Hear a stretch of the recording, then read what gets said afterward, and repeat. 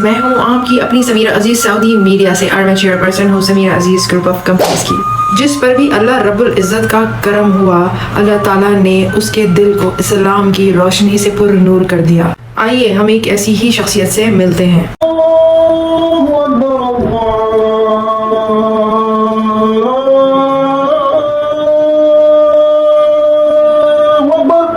मैं ईमान में दाखिल हुआ हूँ और मैं हिंदुस्तान से ताल्लुक़ रखता हूँ, एक ऐसी जगह से जहाँ से आप कह सकते कि दीन का बहुत बड़ा एक मजमा जो है, इस्लाम जो है वो लोगों के अंदर दाखिल हुआ है।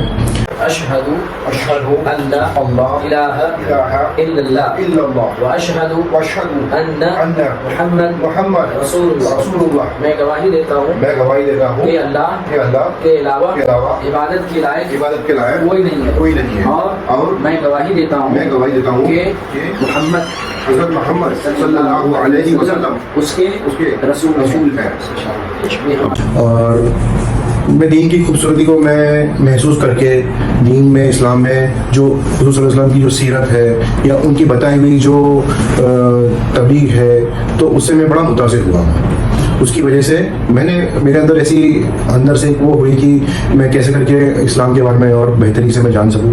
तो मैंने कुरान शरीफ पढ़ना शुरू करा, तर्जुमे से पढ़ा। मैंने अंग्रेज़ी ज़ुबान में पढ़ा क्योंकि वो मेरे लिए आसान था पढ़ना। मैंने कुरान शरीफ पढ़ी, मैंने उसको समझा और मैंने देखा कि उसके अंदर ऐसी ऐसी चीज़ें लिखी हैं जो मैंने कभी सोची नहीं थी कि कोई किताब के अंदर ऐसे लिखी होगी। मतलब मेरे लिए वो किताब जो है, वो सिर्फ महज किताब नहीं, मेरी पूरी ज़िंदगी को बदलने वाला एक ऐसा चैप्टर था। अल्हम्दुलिल्लाह मैं उसमें और ज़्यादा मेरे को ख्वाहिश होती हुई कि मैं और ज़्यादा इसमें और पढ़ूँ, इसमें और मुझे और नॉलेज बढ़े मेरे को इसमें और। तो मैंने इसके ऊपर भी मेहनत करी। मैंने और लोगों के पास गया, आलिमों के पास गया और जुमे की नमाज़ के पहले जो बयानात होते हैं मैं उसमें गया। उससे मुझे बहुत कुछ इल्म हासिल हुआ। मुझे ऐसा लगता था कि मैं गफलत की ज़िंदगी जी रहा था, उसके अंदर से मुझे गाइडेंस मिलता गया मुझे, और मैं उन सब चीज़ों पर अमल करता रहा तो मुझे सुकून मिला। बहुत परेशान और बदहाल था मैं, मेरी ज़िंदगी में सुकून नहीं था, पर अल्हम्दुलिल्लाह अल्लाह का बड़ा शुक्र है, अल्लाह ने मुझे सही रास्ते पे मुझे गाइडेंस दी। मैं सही रास्ते पे चलना शुरू किया मैंने। और आज की ज़िंदगी में मतलब मेरे पास अगर कुछ, मुझे ऐसा लगता है कि मेरे से अगर सब कुछ खो भी जाए, पर अल्हम्दुलिल्लाह जो ईमान की दौलत अल्लाह ताला ने मुझे नसीब फरमाई है, मैं उसका बड़ा शुक्रगुज़ार हूँ। और ये मेरे लिए सब कुछ है। मेरे लिए मेरी ज़िंदगी भी जो है वो सिर्फ उसी के लिए है, और जितना भी हो तो सिर्फ उसी की वजह से और उसी के रास्ते बताए हुए रास्ते पे चलना चाहता हूँ, क्योंकि इसी में असल सुकून है और असल कामयाबी भी इसी में है। वो कौन सा ऐसा वाक़या था जब आपने फ़ैसला किया कि आपको इस्लाम कबूल करना चाहिए, आपको इस्लाम की रुग़बत मिली? जैसे कि आप जानते हैं कि हिंदुस्तान में बहुत सारे अलग अलग मज़ाहिब के लोग रहते हैं। बचपने से मेरे अलग अलग दोस्त हुआ करते थे जो अलग अलग मज़हब की बातें किया करते थे। तो मैं बड़ा ऐसे, जैसे नॉर्मल इंडियन लोग रहते हैं कि वो सभी चीज़ को एक्सेप्ट करते हैं, तो इतने सारी सब चीज़ों के बारे में मैंने रिसर्च करा। मैंने हर रिलीजन के बारे में मैंने स्टडी करा, वो जैनिज़्म हो, बुद्धिज़्म हो, हिंदुज़्म हो या सिखिज़्म हो। मैंने हर रिलीजन के ऊपर मैंने स्टडी करा। मैंने उनके रिलीजियस प्लेसेस पे गया, उनकी जो अकायद है, उनके जो सोच और नज़रियात है दीन को लेके, खुदा को लेके, तो मैंने उन सब चीज़ों पर मैंने बहुत स्टडी करी मैंने। तो मैंने एक चीज़ जो मुझे सबसे ज़्यादा इम्पोर्टेंट लगा कि खुदा जो है, जो रब्बुल आलमीन है, जिसने पूरी दुनिया को, पूरी कायनात को जिसने बनाया है, उसको कोई इंसान जो है उसका तसव्वुर नहीं कर सकता है। इस चीज़ का जो जिक्र है सिर्फ और सिर्फ मुझे इस्लाम में मिला।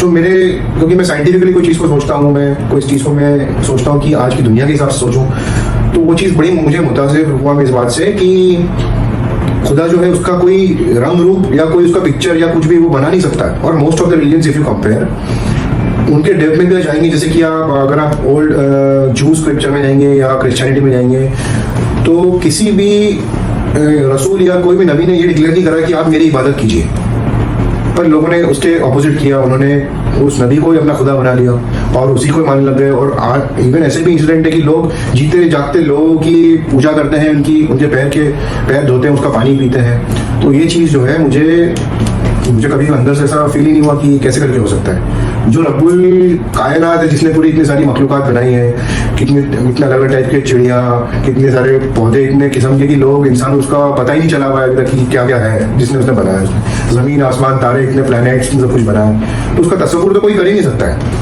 और कुरान शरीफ में अल्लाह ताला का जो तज़किरा किया गया है उसमें खुलेआम अल्लाह ताला फरमा रहा है कि मतलब जिसका मतलब मेरा कोई शरीक नहीं है, और इतनी अच्छी अच्छी बातें बताई गई है कुरान में जिसके ऊपर मैंने अमल किया तो मुझे सुकून महसूस हुआ और मुझे लगा कि बिल्कुल सही है। और मैं लोगों तक आप लोग जो मुझे सुन रहे हैं, आप लोगों को भी मैं कहना चाहता हूँ कि इस्लाम के बारे में आप थोड़ा सा मालूमात कीजिए। एक ऐसा मज़हब है जो एकदम सिंपल है, एकदम ईजी है, एकदम आपके लिए समझना भी बड़ा ईजी है, और आप समझेंगे इस बात को कि ये जो बात है ये आप और आपके खुदा के बीच जिसने आपको बनाया है, आप दोनों के बीच में एक ऐसा कनेक्शन बनेगा इंशाअल्लाह जो मतलब मैं मेरी लाइफ से मैं बता रहा हूँ, मेरे को ऐसा सुकून मिला है कि मैं आपको बता नहीं सकता हूँ, मैं आपको बयान नहीं कर सकता हूँ।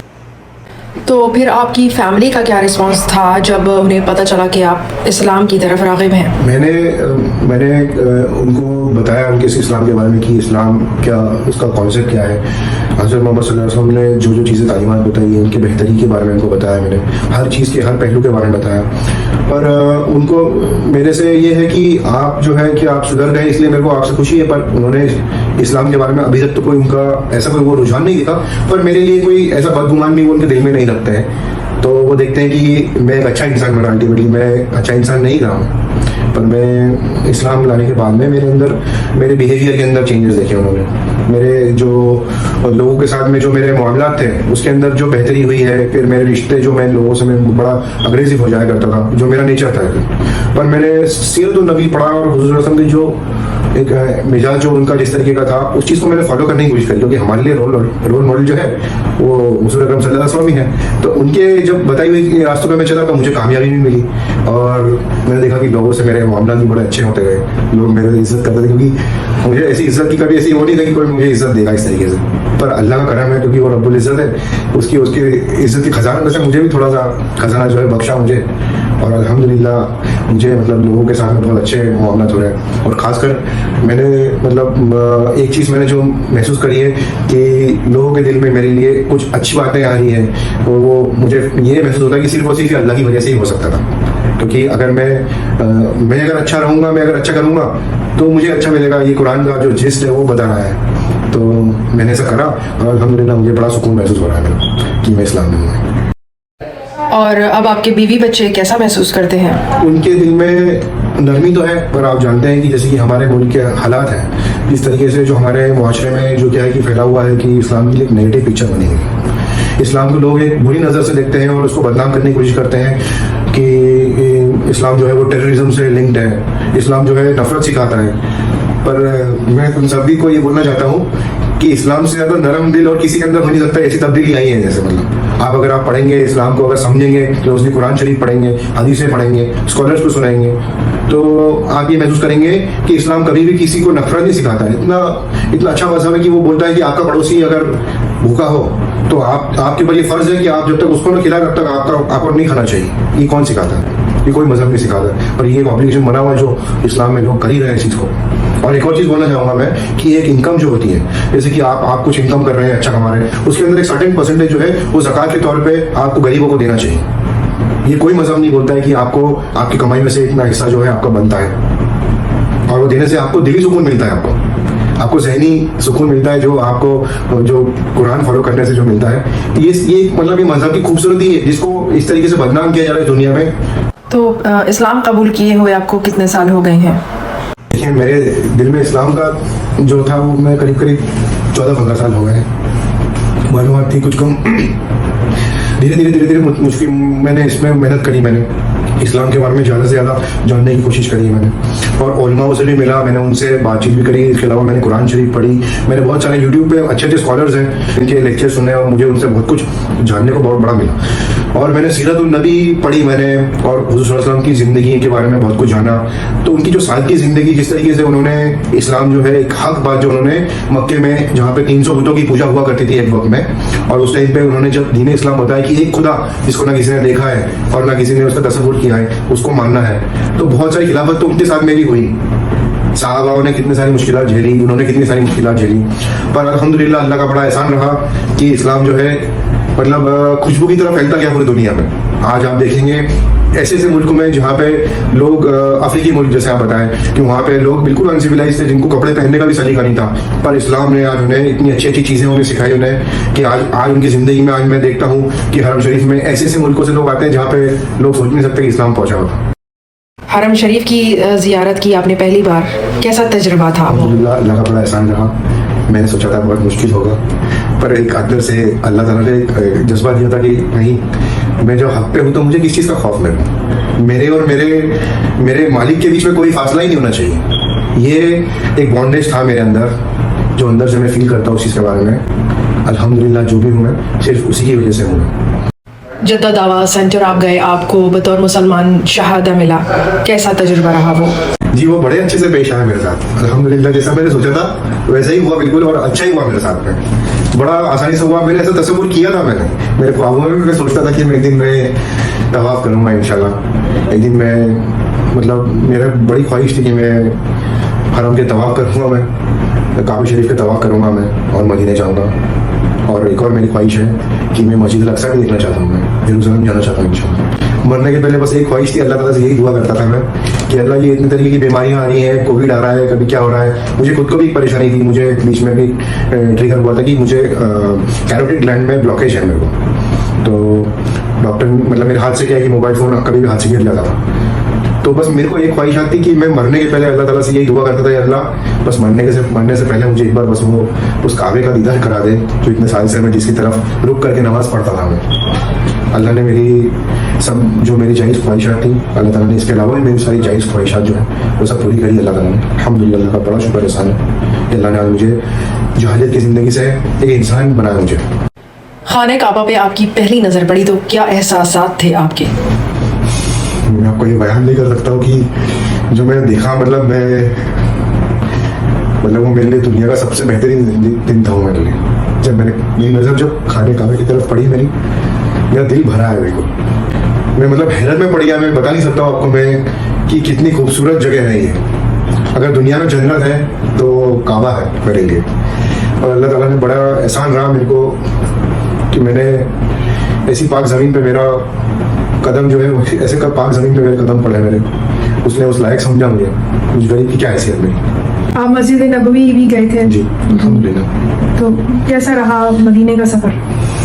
मैंने एक चीज़ मैंने नोटिस करी साहब कि मेरे साथ में और भी लोग आए थे, और अल्लाह ने मुझे उस लायक समझा कि मेरे सारे काम है ना अपने आप ऑटोमेटिकली हो गए। मदीने में मेरे पास तो कुछ भी नहीं, मतलब मैं आपको बता नहीं सकता हूँ कि मेरे पास में ना मैंने ना तो होटल बुकिंग करी थी और ना मेरे पास कुछ भी था, पर वहाँ पे लोगों से बातचीत करते करते वो ऐसे मेरे अपने हो गए।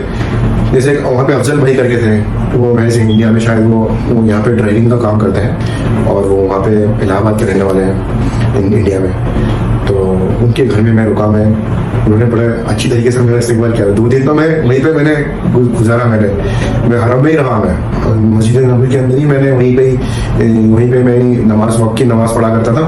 और बाकी रोज़ा का अपॉइंटमेंट मेरा बड़ा आसानी से हो गया। मैंने नुसुक में मैंने करा और बड़े आसानी से मुझे अपॉइंटमेंट मिला मुझे, और मैं वहाँ पे गया, मैंने नमाज पढ़ी वहाँ पे, मुझे बहुत सुकून मिला वहाँ पे मेरे को। और मैंने पूरा दिन मतलब 2 दिन तो मैंने वहीं पे बिताया। मेरे को जाने की इच्छा ही हो रही थी वहीं से कहीं। अब भले मेरे पास में इंतजाम ही भाई इन लोगों ने कर दिया था कि आप आइए मेरे घर पे रुकिए मेरे साथ में। वो खुद नीचे सोए, उन्होंने मुझे नीचे सोने नहीं दिया, मेरे को उन्होंने अपने बेड पे सोने का वो दिया मुझे। खैर मेरे पास में मैं चाहता तो मेरे ऐसे थे कि मैं कर सकता था, पर मुझे उनके साथ में रहना इतना अच्छा लग रहा था क्योंकि उन्होंने मुझे मेरा इस्तेमाल बहुत अच्छी तरीके से किया। तो उन्हें पता चला कि मैं दीन में दाखिल हुआ हूँ, मैं इस तरीके से मैं हुआ हूँ मैं, तो उन्हें बड़ी खुशी हुई मेरे लिए।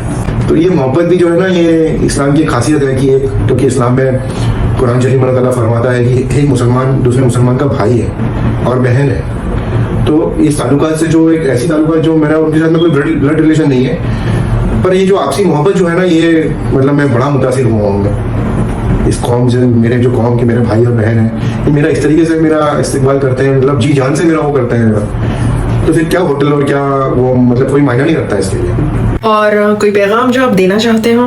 बस आप सभी से ये कहना चाहता हूँ, हिंदुस्तान, पाकिस्तान, बांग्लादेश में खुसूसी तौर से इस्लाम में बहुत सारी फ़िरका वारियत और ऐसी ऐसी चीज़ें डेवलप हुई हैं जिसकी वजह से क्या है, हमारा जो दीन जो है वो बढ़ते जा रहा है। ये जो गैर मज़हब के लोग हैं वो इस्लाम को बांटना चाहते हैं ताकि जो मुत्तहिद जो इस्लाम जो है ना उसकी ताकत ख़त्म हो जाए। मैं आप सब भाइयों से बहनों से गुजारिश करता हूँ कि आप सही तरीके से इस्लाम को समझें, पढ़ें, अपनी दुनिया में और अपनी आखिरत की फिक्र करें। ये सब अपने भाई हैं, सब अपने बहन हैं। आपस में इख्तिलाफ ना रखें, तो एक दूसरे पर ये तहमत लगाना कि ये काफिर वो काफिर, इस तरीके से अपने आपस में इस तरीके की चीज़ों को ना बांटें और दीन इस्लाम की जो मोहब्बत है वो दुनिया तक पहुँचाएँ। इस्लाम एक है, बहुत खूबसूरत मजहब है, दुनिया का सबसे बेहतरीन मजहब है ये। इस दावत को फैलाएं दुनिया में। बहुत बहुत शुक्रिया। जज़ाकल्लाह खैर। जी जनाब, तो मैं फिर आऊंगी, फिर मिलूंगी किसी नई अच्छी सी वीडियो के साथ। सो चिल देन, माअस्सलामा, बाय बाय।